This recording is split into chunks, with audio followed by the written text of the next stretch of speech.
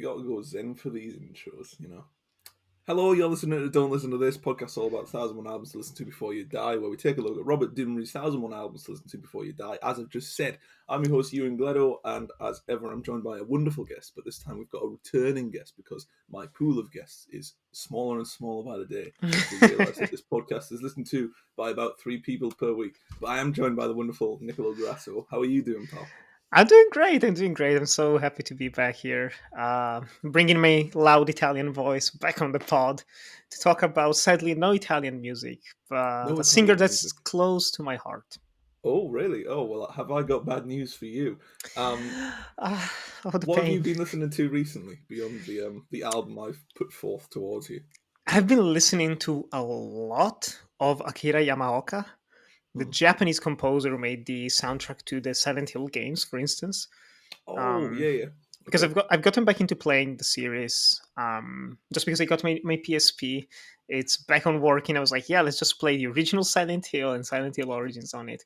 And there's something about the industrial sounds that Yamaoka creates through these horror games that's very much inspired by Angelo Badalamenti, who's worked on David Lynch films. I was like, man, the vibe is very similar, and there's so many wonderful tracks in it. He's a big recommendation if anyone's interested in checking him out and they haven't. Um, it's great music to vibe to like if you're Hmm. writing or editing or doing whatever. It's very versatile.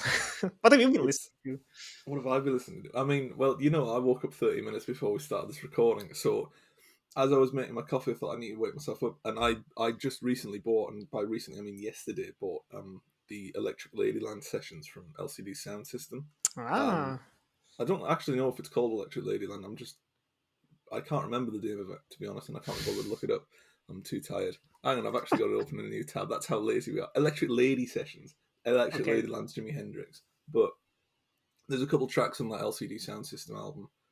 They're just so lovely. They're brilliant. Absolutely fantastic. It's like a blindboarded on vinyl. Because Ah. I don't know if you can tell, I've got a bit of a cold because I'm a bit hungover. Just a little bit. Um, but went and bought it. Hadn't listened to it before, but I'm in my LCD sound system phase at the moment. So apologies to everybody that has to put up with me saying, "Oh, it's like Dance Yourself Clean." It's like that one song from This Is Happening. Um, to be fair though, it's been good. It's been good fun listening to them. Because I was kind of lukewarm on them, and then as it went on, I grew more taste, and you get into more music, and it's just There's good. growth. There is growth, unlike for the album we're talking about today, which I've listened to before and will Oh. listen to again, and I'm left rather empty by. But it's the Joan Baez album, the debut self-titled track from 1960, released by. I wish I hadn't said released by, because then I'd remember that I didn't know the record label, which is why I'm buying time now. It was released by Vanguard, um, relatively small record label at the time. Obviously kind of exploded when they started releasing Joan Baez's work, who was um, a folk musician and an activist. She's still, I think her last album was pretty recently, actually, like in the last reach of time in the last couple of years. Yeah, she's still Um, alive, alive and kicking. I'm very happy yeah, for her. isn't she like Paul Simon, one of those people that started doing lockdown songs where they would upload YouTube videos of them playing tracks? It was very nice. I Hmm? think it was either her or Patti Smith. I think it's more likely that it was Joan Baez, though. That's cool. But I didn't know that. I mean, lockdown did strange things to people. It was all of a sudden everybody had to do something musical. I think the best two were Paul Simon playing his guitar every now and Yeah. then, and Sophie Ellis Bextor's Kitchen Discos, which were just incredible. Oh, I haven't listened to that. I need So to much check it fun. It's out. like an Instagram live stream where she would just hold a disco in her kitchen. Brilliant. Nothing better than that. Oh, that's cool. And what it is better than is Joan Baez, the debut album, which is going to get really confusing as we have to refer to her album and her name at the same time. But Joan Baez' self-titled album released in 1960, producer Maynard Solomon, who would go on to produce a lot of Joan Baez and Bob Dylan related episodes Mm. and pieces and compilations and little bits and pieces later down the line that does seem like he was just trying to cash in on their legacies. But this is a contemporary folk album from 1960. It's one of the earliest inserts into the book. You are once again here for one of the first 100 in the book. So that's Abbey Road for you, and now it's Joan Baez. I'm all about the Um, classics, you know. I'm an the old soul classics, at yeah. heart. like LCD Sound System's new album. But as ever, before we get into our discussion, we've got to discuss what Robert Dimry's henchman wrote about this book. So I'm going to Yes, take myself please. a nice swig of coffee, and then I will read out the 3 paragraphs, which have not been the best in the past few episodes. They kind of just feel a bit indifferent. I mean, the worst one's been the Fleetwood Mac Ringless one. This one's a bit better, but At least it peaked when the good old Carson was here on the pod talking about Lord. that was a joyous episode. One that I don't remember because I was also hungover for that one. That's the But through line between all of these there's recordings. there's a fine line between me being ready for these podcasts and me being either hungover or drunk. I had a beer on the last one. Thankfully, I've got my coffee because I think having a beer at 10:53 in the morning is a little too far. Oh, But yeah. little bit. But as far as Joan Baez goes, they wrote. Well, Joan Baez didn't write this. Somebody writing about Joan Baez wrote this. Somebody writing on Joan Baez, his album, which is also called Joan Baez, but it's in this book. Joan Baez's debut album. Joan Baez's autobiography. That'll be fine. That'll be fun. Ooh. So, after playing at coffee houses around Boston in the late 1950s, Joan Baez's break came with the 1959 Newport Folk Festival, where the pretty girl with the angelic voice astounded the crowd. And despite the seeming absence of the trademark ideological stance she later became known for, even in the early days politics mattered, Baez opted for a record deal with small label Vanguard, impressed by the decision to release material by folk act The Weavers, despite many of the members being accused of being communists. The decision certainly paid off for both Baez and Vanguard. The self-titled debut is still one of the highest-selling solo female folk albums of all time, and saw her receive the first of her 6 gold records, a success even more impressive considering that this was a time when the singles chart governed supreme. She released 17 records through Vanguard, and while she later would become known as Queen, Bob Dylan's king of folk music, Dylan was in awe of Baez at first. Her name was not connected with Dylan until her 3rd album, on which she first began performing contemporary material. I think that's because of a cover she did, which doesn't really have much impact on this episode, but it's a cover she did of one of Dylan's songs. And for the life of me, I can't remember which one it was. I don't particularly care, to be honest.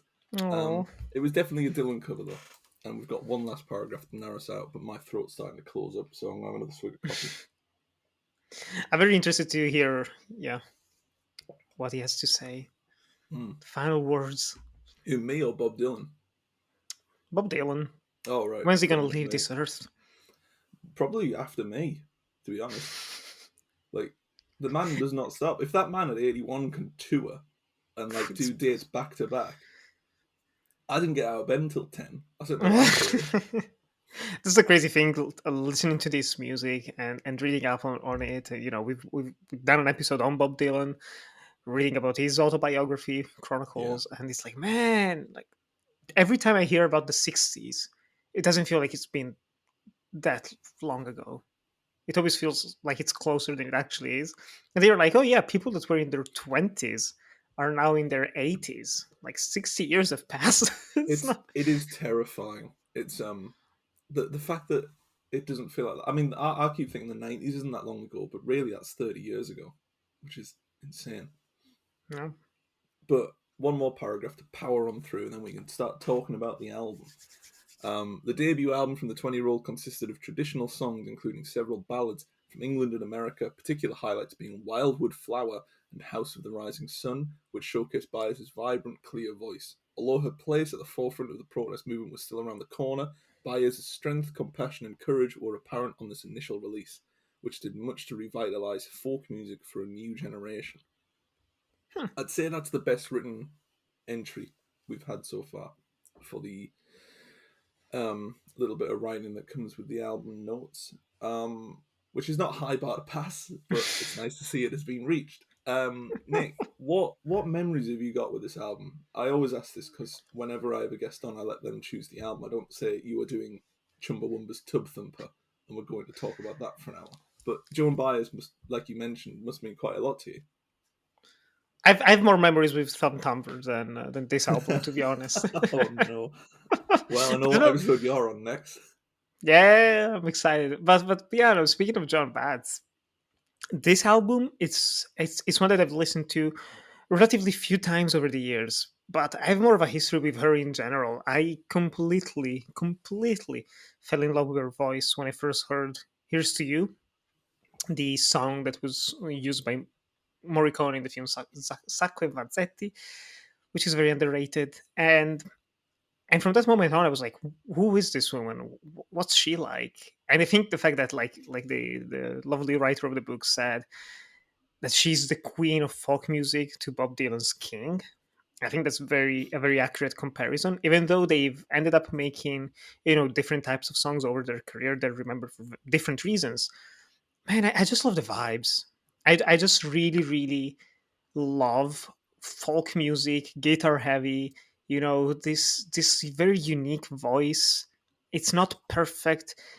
She pushes those high pitches like very strongly. You can hear the voice faltering a little bit, but it had so much humanity to it. I'm someone who's always loved imperfections in art, and I think this album is a great showcase of that. Even though it's not necessarily the best album, I think that like half of those tracks being traditional ballads, they all sound the same. When you're listening to it, it's like, "Oh, is this the same song or is it just going to another? Oh, it's been two songs already since the last one. Oh, okay." And you're just checking the time. Like, oh yeah, it's not the most memorable per se, but I think especially the first half has some very strong songs. Yes, and I'm very glad you mentioned that it sounds like very raw. It's got imperfections because a lot of these songs were recorded once, and that was it. There they go onto the album. Well, you can Um, tell. you can tell. You can definitely tell.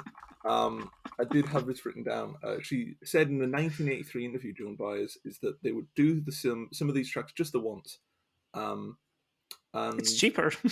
it is cheaper, yeah. But does that add or detract from the overall quality? I think. I mean, obviously, we're going to have to discuss the quality itself of the album, which is, as you've just said there, essentially what I was going to say. Um, there are tracks on here that are sounding so similar that if you were to just sit back and listen, you probably wouldn't notice that it's actually moving on to track to track to track. Mm, And there's a real sincere quality to that, mm, where if you can manage to blur these tracks together, traditional ballads as well, which are not exactly like the most easy to form into a cohesive album. You do a cover here, a cover there. Baez just struck through with essentially an A side and a B side of covers. Um, what do you think? I mean, there's a lot to be said for perfectionism. mhm. Just to move it to film. If you look at Stanley Kubrick, you cannot imagine him doing anything just the once. Joan Baez essentially said, unless a dog ran through the studio and started barking, you'd probably leave it on. What do you think that does for this album? Well, I think to draw comparisons to films like you just did, kind of Abbey Road. When I was here to talk about Abbey Road, that's so well produced. That is like a Kubrick film. Yeah. This album is like watching a 16 millimeter underground film where they could only afford one take per shot. It's like, this is so expensive. Film is expensive. You cannot really do multiple takes. It's just going through with it, powering through, and it feels so, I would say, achievable. It feels like it's made by a real person.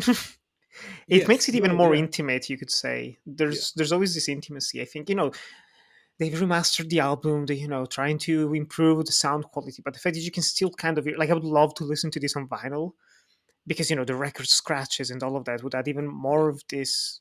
It would almost feel like you're not listening to an album per se. It would feel like you're standing in a crowd in a very dingy bar, dimly lit, but dirty people around, everyone dressed in this 1960s clothing, and then this woman just walks on stage with her guitar and just starts singing. That's how it kind of feels to me. Yeah. um, it does overstay its welcome. I'm glad you Definitely. mentioned that. I've listened to it three Um, times now, and every time I'm like, yeah, this is so good, like for the first 20 minutes. And it's yeah. like, I kind of want to skip to go to the last two songs. Because Yes. Yeah. there's like this five stretch of like five or six tracks where, like we both said, it's like, I can take it or leave it. I think that's. I think it's a very not to question the motives of making an album because I do think Joan Baez made a very good album in the sense of what was accomplishable at the time, what she was Yeah. doing, and what she was like. The limitations of a small record company saying go and record an album cannot be overstated, cannot be Hmm. understated. It's a very difficult challenge, and to come out with so many songs, like a 44-minute album at this time, is kind of long for a folk musician. To do Yeah. that in just one take, essentially, just do it, crack it out in an evening or two, is brilliant. It takes me longer to edit these podcasts than it did for Joan Baez to make a bloody album. Um, it's it has its highs and lows. It's certainly a mixed bag, more so than when I listened to it the first time, which was Hmm. probably early 2020 when I first started listening to all Oh, the albums in this book.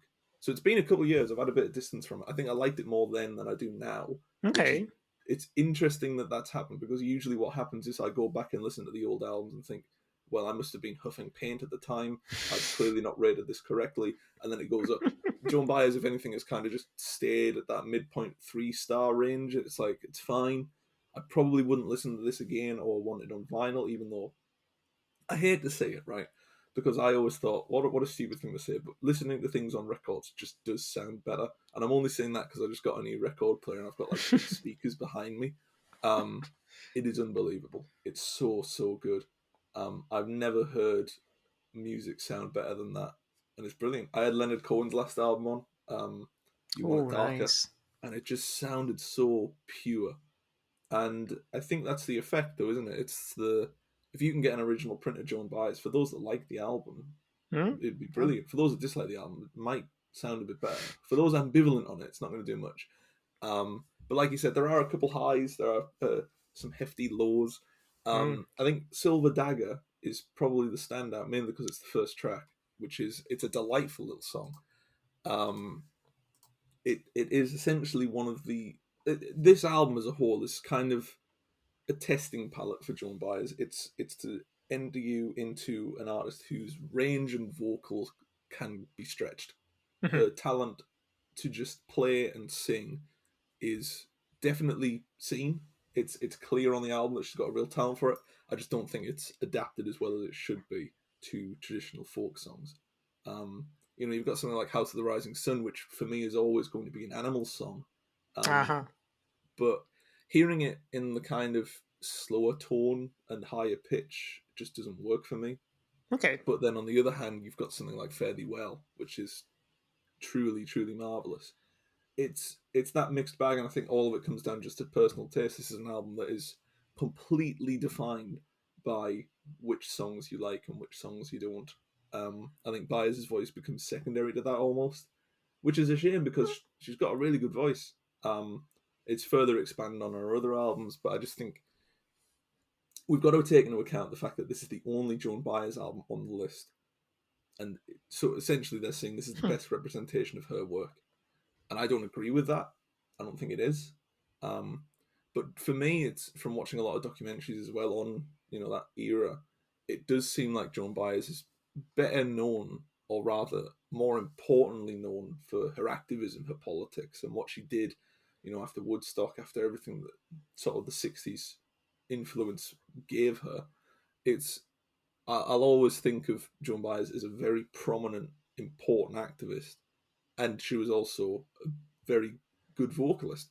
I just don't think the original Joan Baez first album is really the best example of what she can do.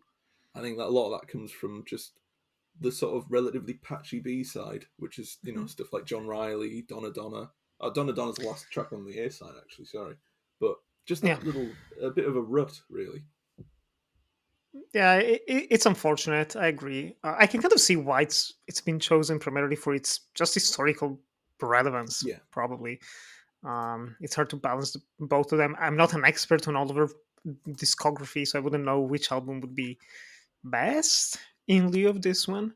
yeah, But I think if someone was like, I've never listened to John Baez, I was like, ah, you can listen to this, a couple songs, 3 4 songs, and then can make you listen to Here's to You, and then you're fine.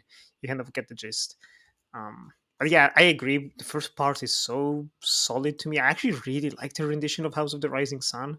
That's one of ooh, my favorite traditional folk ballads, you could say, yeah, because it's so malleable. You can rearrange it in so many different ways.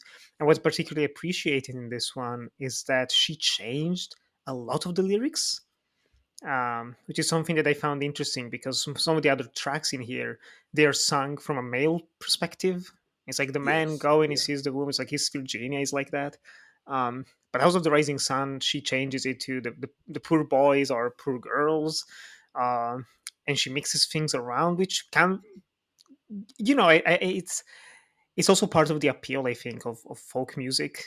It's the fact that it's of the people for the people, and the yes, people can do whatever they want with it. You can slow it down, you can move the lyrics around, you can make it your own. And I think for better or worse, she does make it her own.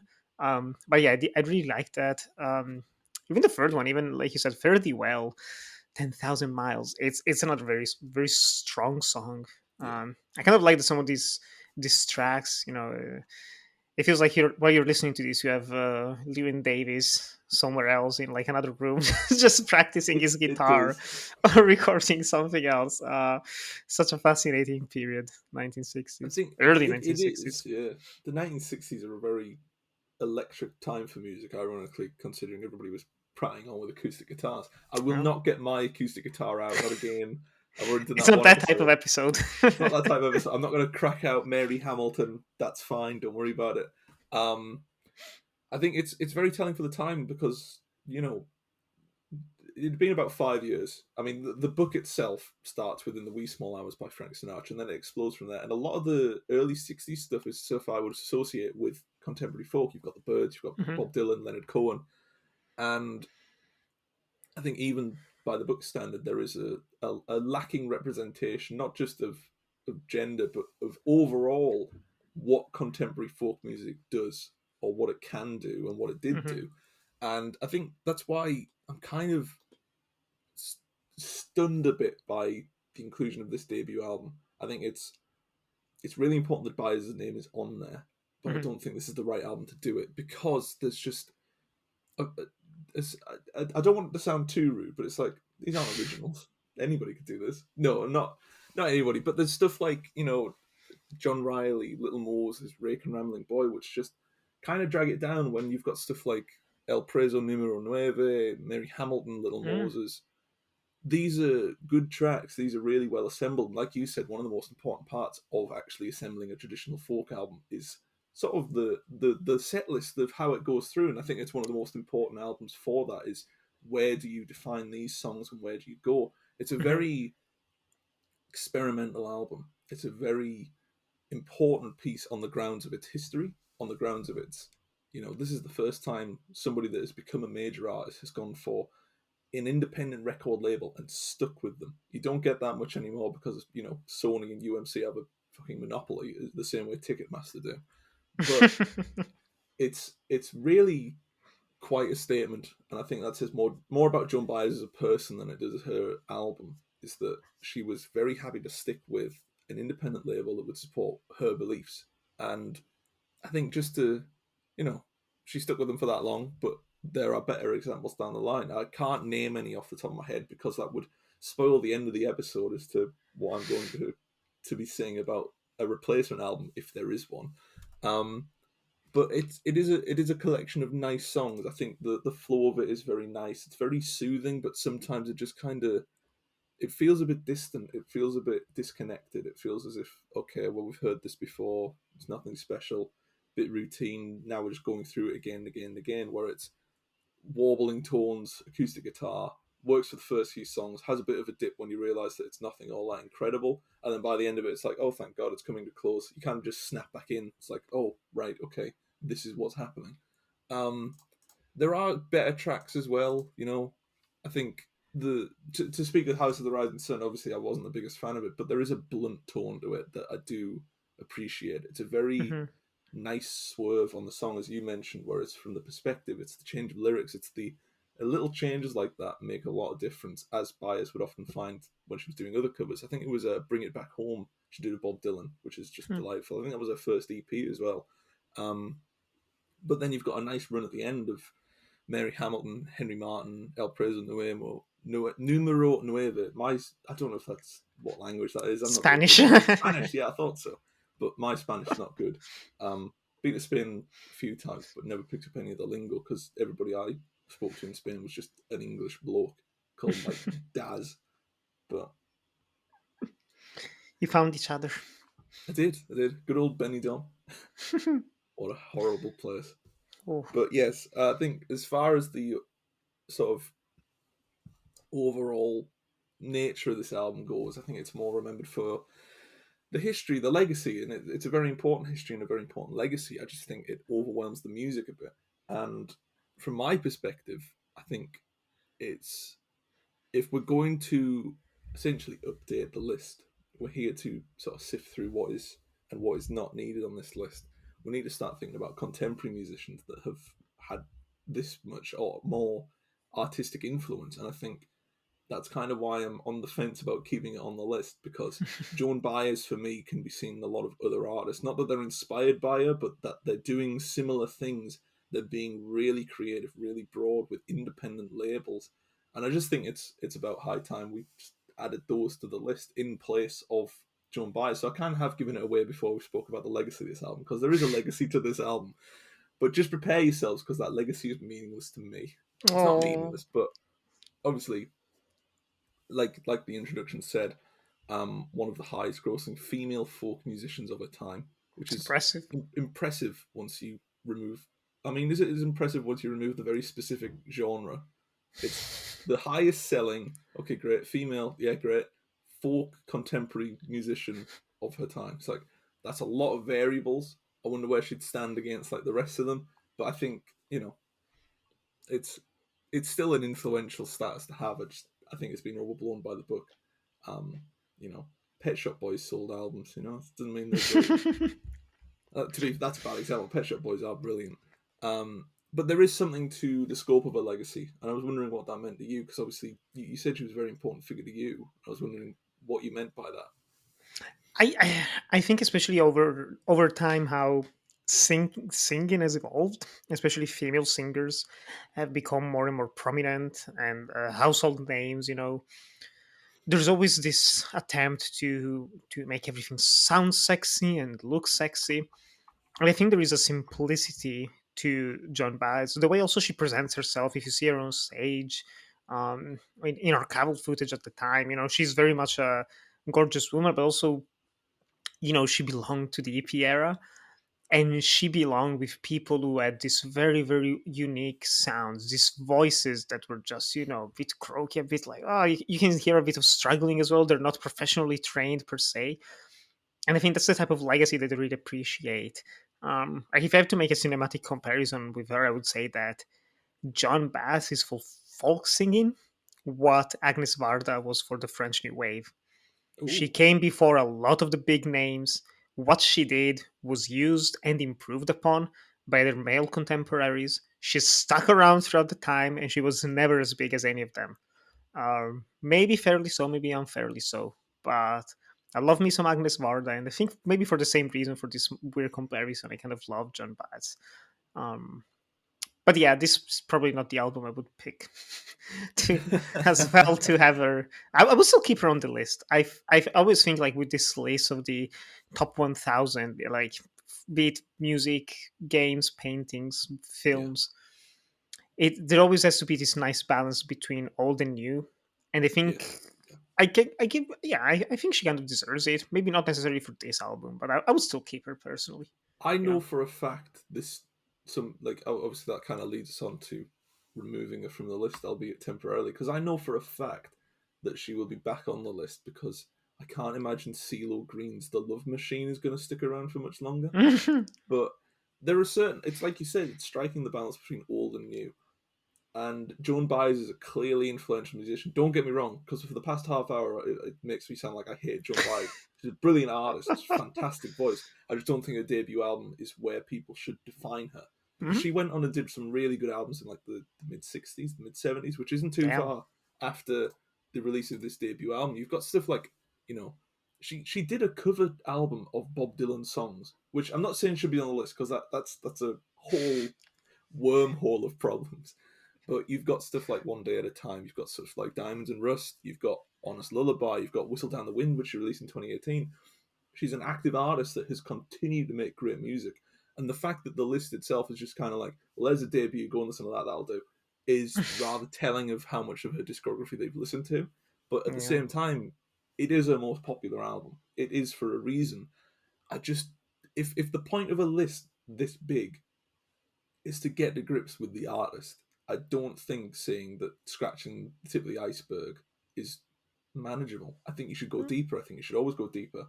So for now, I think for me, Joan Baez is going on hold until I've decided which album to put on. Because there's no chance she's not on this list. She probably is one of the most important artists of her time. She probably still is an important artist as well. It's just that not many people are now listening to her. If any of the ratings on Rate Your Music are to go by, Oh, her last poor three woman. albums recorded a respective 94, 93, and 98 ratings. So not too many compared to the 1,089 that have listened to her debut. Yeah. It's a real downhill slope. But to be fair, the same can be said for the likes of Johnny Cash, Bob Dylan. There are people that Mm. aren't listening to their unearthed records where, they're not gone, but they're not really around either, which is a shame because it's those albums that really get to grips with what they mean as an artist. I've no doubt that Joan Baez, something like Blowing Away or Dark Chords on a Big Guitar, is going to be something that really unlocks the key to her voice and her instrumental abilities. Just the same as Johnny Cash. His stuff that he released in like the mid 80s when he was actively trying to be released from his record label because they just didn't care. Mhm. Genuinely some of the best stuff he's done. Like Johnny 99 is a fantastic album, but nobody's heard it because it was kind of buried. I You've got haven't. to go back and sort of listen to it. It's one of those things, and I think it's the whole point of this list should not just be to engage somebody with a musician they may not be familiar with, but with the actual best work, the most interesting thing they've done. And for that fact alone, I don't think Joan Baez's debut is the most interesting thing she's done. There has Mhm. got to be something more down there, deeper in that discography that has got to be better than this. I'm not saying that as a slight to the debut, because the debut is a good album. It's solid. It needs to be listened to. It is a classic for a reason. Whether or not it is in line with what this list says it does is completely different. I don't think it's the best representation of the artist, and I don't think it's even the best way to get into Joan Baez. I think something else is in there. I'm not going to make a comment on what I think it is yet because I do want to save that for when I actually put her back on the list. But she's on ice for now because I do have a replacement album. But before we get to that, you'll have to stick around to listen to that. What is the best track on this album? I am. I mean, you mentioned earlier Silver Dagger, and that's a great way Mm, to start. it is. It is. But, I do really love Fare Thee Well, man. I'll probably go for Fare Thee Well. Fairly well. Yeah, So we've yeah, picked the same favorite then, yeah. Okay. which There is you rare. go. We never usually do that. Yeah, I think fairly well. I think more because what surrounds it as well is very strong. I think the A side is very Hmm. strong on this, but fairly well is a wonderful piece. It's a really nice cover, and it's kind of, I don't know. In my mind, there's always the stigma of it. Just it's a really nice cover, and then cover lingers, and it's like, well, how's she going to Mm. sound when she does something original? What is like the next step? And I think cover art is a really important piece of music. I think It's a to cover stepping a song and stone. actually do it, it's a stepping stone. I just don't think you should define your career as a cover. I Hmm. mean, it's kind of like, I mean, every song gets covered these days, but it's, there are better covers out there of House of the Rising Sun, for instance, such as The Animals. That's true. Yeah, yeah. Um, no, but Fairly Well, I think, is definitely her, not her peak, but for this album, is definitely the standout moment because there is a nice blend of her instrumental abilities on the acoustic guitar as well as her voice. Yeah, and I think especially the first half is very well balanced in terms of melodic, melancholic tunes with Yeah. more upbeat ones. I mean, upbeat in the range of John Bass singing, but still, it goes from a slow tempo to a faster tempo, which is lacking in the second half. The second half they all sound the same because of that. If you keep changing it up, like you go from Silver Dagger to East Virginia to Fairly Well and then House of the Rising Sun, like they're all relatively different songs and it's high and low, up and down, up and down. So that also adds this nice extra punch once I actually get to this third track. It's like, oh yeah, okay, yeah, we're picking things up a little bit. Yeah, it's a great one. I don't think we can understate the sort of, I mean, Fairly Well, for instance, was written in the 1700s. To have a contemporary spin on that is incredible, and I think it's really resounding. I just think, it needs to be something more. Hmm. It's when I was reading up on this, it was this album did not go gold until she released her next album, and then everybody went back and bought the first one. It's like, oh right, okay. So really, this isn't the booming success it was initially going to be until she released another work, um, which is fair enough. I mean, people have reprisal albums all the time where they just boost them into the charts. I'm pretty sure Yeah. if you check the top 40 right now, Elton John's greatest hits would be there still. It doesn't matter what the man does; it's always going to be there. I do think there is something to be said for how successful or remembered this album would be had it not been for the bolster in sales that it got after the second album release, which was Joan Baez Volume 2. I think it was just the fact of, oh shit, I've not listened to Volume 1, better go out and get that. But fair enough. I mean, well done. The That's as completionist in people. it did go gold before it hit the Billboard 200, but if, as the insert says, chart success is so important for how gold albums are remembered, it doesn't add up if you're saying that, oh, this is an album that was like gold 6 times over. It was a monumental piece. It was like relying on the singles charts and then Hmm. saying, oh, it didn't actually chart the Billboard 200s. There's a bit of a misfire there. Yeah. But who am I to judge? Um, yeah, it's it. I mean, it peaked at number 15 and then it spent over 2 years in the charts. So that is very impressive. Impressive. Yeah. Yeah, but it's the fact that it came a lot longer afterwards. I mean, artistically, you think of albums and how quickly they released them in sort of the 60s and 70s. You got Bob Dylan doing one or two every year. How much of a lifespan does that album have on the mind of an artist where it's kind of like, oh, I'm already on my third project by the time this one's Mm, finished. true. It's interesting to see that, but it does come at a time where I'm going to replace Joan Baez's debut album. Not permanently. I don't think it'll make a return to the list, but I do think it will have a Joan Baez album on there somewhere. But I'm going to replace it with what I think is essentially as important a contemporary album as Joan Baez's debut work. I mean, if you look at the past sort of 60, 70 years, contemporary folk's popularity is now just chamber pop. Everybody does chamber pop or baroque pop, this sort of atmospheric piece that makes you stay away from real pop, which is Hmm. not good. Um, Real pop is just boring. So to move it back to a subgenre is just nice. And I think that the best example of that in the past 20 years is Sloppy Jane's Madison, which Hmm. is incredible. They recorded it. It's everything about Joan Baez's work that I find striking and influential, but bigger, better, and sounds better. Crucially, you know, Joan Baez recording this one track, one go, away it goes in 4 days. Sloppy Jane's Madison, which is led by Haley Dahl, is 3 weeks recording from 3 p.m. until dawn in a cave with Ooh. orchestras, with instrumentals, with just a big vibrancy that has this beautiful echoed effect. And it's not often you can say an artist is doing something interesting and successful. Um, but with Madison, I think it's possibly one of the most important albums of the past 10 years from the perspective of where they've recorded it, why they've done that, what these songs mean, and the fact that, again, it's that independent label link. Sloppy Jane's album was released by the record label that Phoebe Bridgers owns, who did Punisher and the one with the ghost on the front that I can't remember the name of. Um, it's nice to see that concept albums can still find a home, especially when chamber pop is growing in dominance and popularity, and especially when it's a really good album. It's just quality. Hmm. Um, 2 years of touring caves to find the right one, 3 weeks of getting the equipment down there to record an album, and then mixing it and processing it. This is a clear example of a very interesting artist, and I think for the sake of updating a list to the modern standards, Hmm. this is an album that needs to be on there because I do thoroughly believe that this is an album that will last the test of time. Essentially, it's Joan Baez's debut didn't quite do that for me, but I think Madison will through just the history of it, the history that will come from it, the fact that you can pop down to a cave and record something. The only other Hmm. person I think that did that was Jarvis Cocker, but his was like an open cave. He didn't plan too much. He just popped into a cave and sat down. Yeah. Um, it's rather telling that the performers played in the cave, but the engineers were 90 feet above ground recording it all because the cave was that humid that it would have just ruined the equipment. And I think it's Jesus. little details like that show a real, not just integrity, but an ability to adapt to situations that shouldn't have music in them.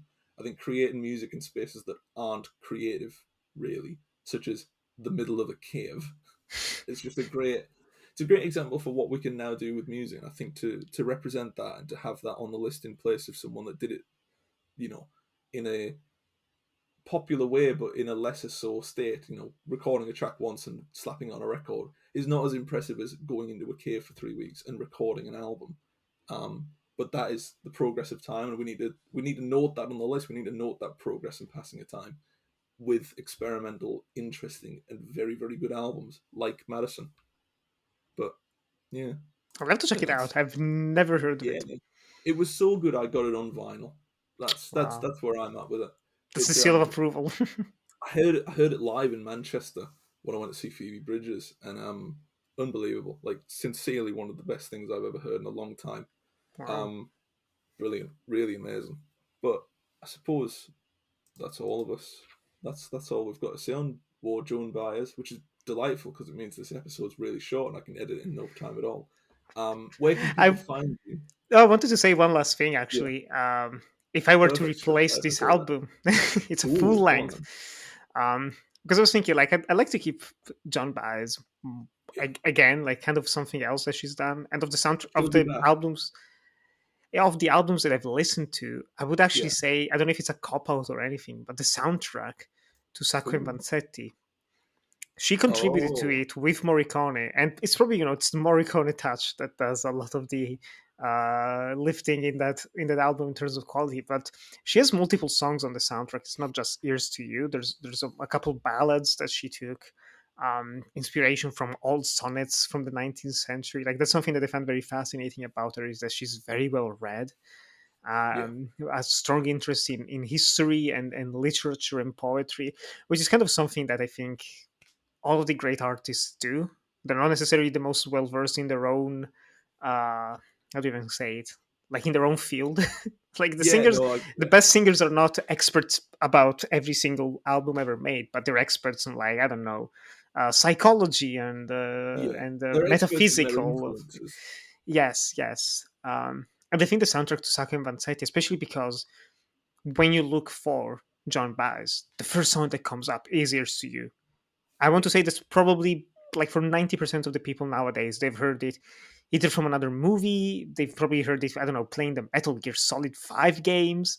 They both have it. Like, it keeps popping up. It's an enduring song.